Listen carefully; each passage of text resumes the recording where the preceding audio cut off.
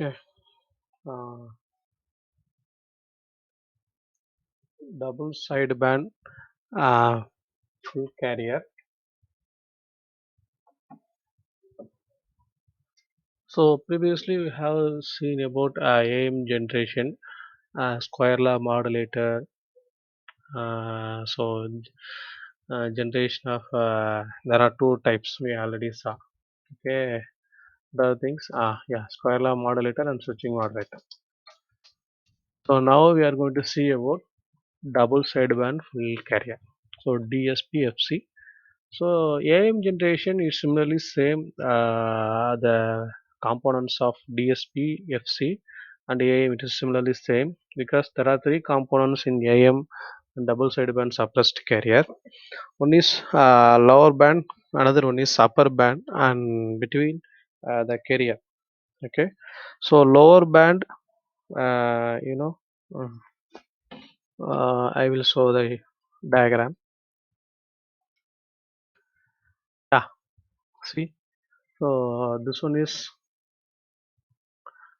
upper band and this one is lower band in between the carrier signals. Okay, so this is totally three components in double side band. The double side means upper band and lower band.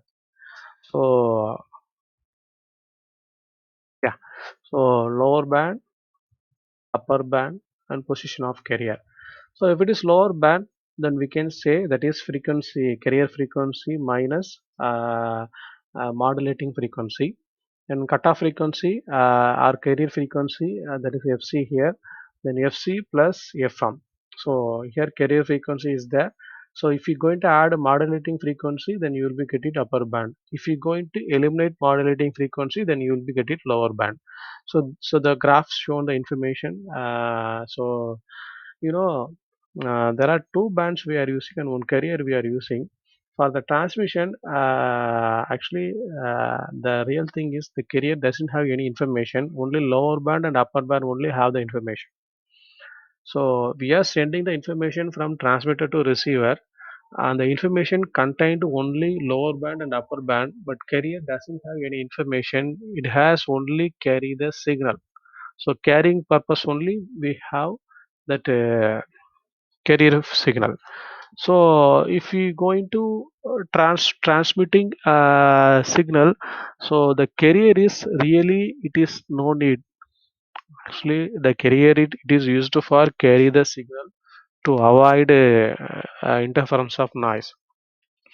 But the information it doesn't contain in carrier, but only information in lower and upper band.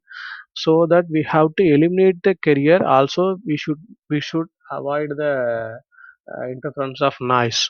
So if we going to suppress the carrier, then you will have lower band, upper band. So that's a thing only contain the information. So that thing only send from transmitter to receiver.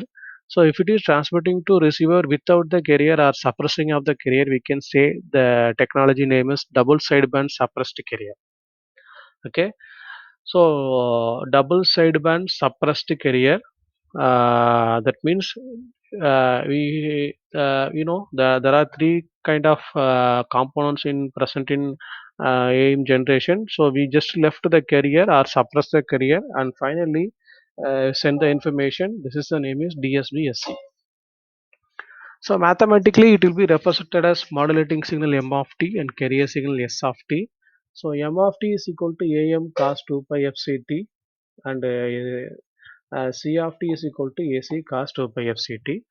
So bandwidth, double sideband suppressed carrier. We know the equation of bandwidth, frequency maximum and frequency minimum. So if you apply, the previously we saw the diagram. Yeah, this one. So FC minus F1, that's a bandwidth lower frequency and higher bandwidth FC plus F1. So if you apply this equation to bandwidth, then you will be get it twice the modulating frequency. So that's a bandwidth of AM, also double sideband suppressed carrier. So this is a very important one, bandwidth. And then power calculation of double sideband suppressed carrier. We know that in AM generation for total power calculation we added three components. upper sideband, lower sideband, also carrier. But here we suppress the carrier. Only we have to apply upper sideband and lower sideband. So we know the equation of upper sideband am square ac square divided by 8r.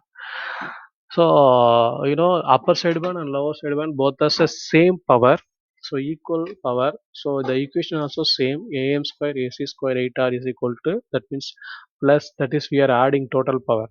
So upper sideband, lower sideband, so both are equation is same.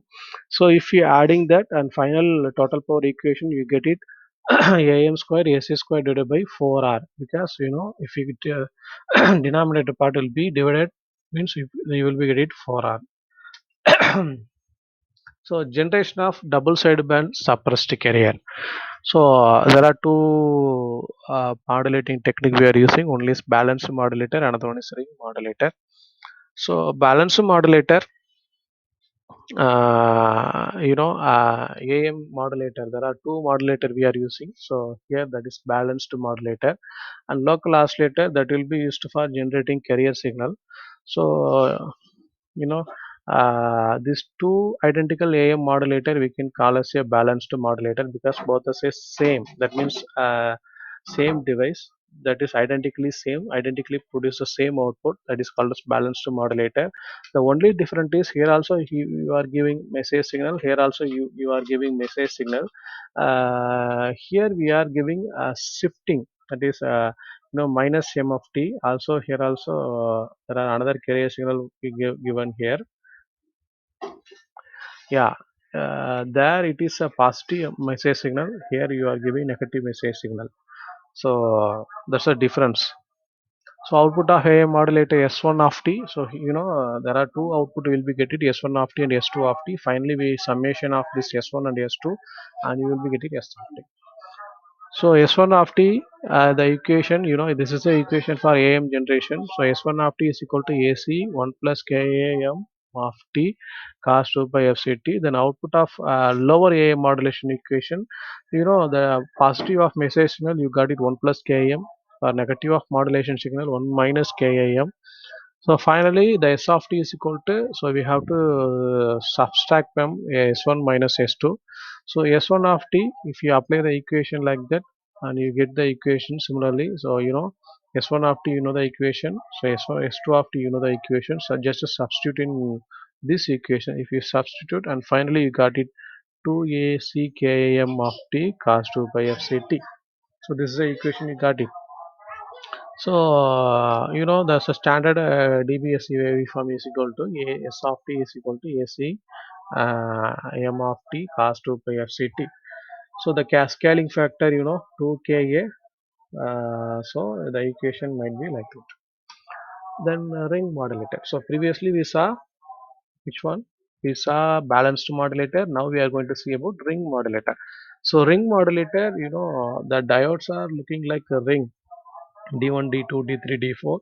So that's why they're saying it is a ring modulator. That D1, D3, this totally controlled by a message signal. You know that D1, D3 is on and D2, D4 is off when the message signal multiplied by 1. The same message signal is multiplied by 1. Uh, then the D1, D2, sorry, actually, the D1, D2, D3, D4 both are all are controlled by carrier signal. When the carrier signal getting positive off, then D1, D3 on, D2, D4 is off. Then the message signal multiply by 1. Okay. Similarly, the carrier signal getting a negative half cycle, then D1, D3 is off, D2, D4 is on. Then message signal multiply by minus 1. The result in 180-degree phase shift is the double sideband wave you will be get it. So this is the 180-degree phase shift, because of multiply by minus 1 means the 180-degree phase shift you will be get it. Then finally you will be get it S of t. So the mathematically we can derive like this, D1, D2, D2, that's controlled by carrier signal. Just now we discussed. C of t is equal to, this is the equation. So S of t is equal to carrier signal and message signal. So the double sideband suppressed carrier. This is final equation. This is a we can this is also we can call as a product modulator. There are two names. One is ring modulator, another one is product modulator. Even if you say that is a product modulator, then we can explain ring modulator. Why it is product modulator? So product of two input signal, because we are multiplying. He see that the equation. So here previously they are just adding carrier and message signals are added, summation they used, but here the multiplication they used. So it's a product of two input signal, because these are the input, so finally we got the output. So it's a product of two input signal. That's why we can call it a product modulator. Okay. Okay.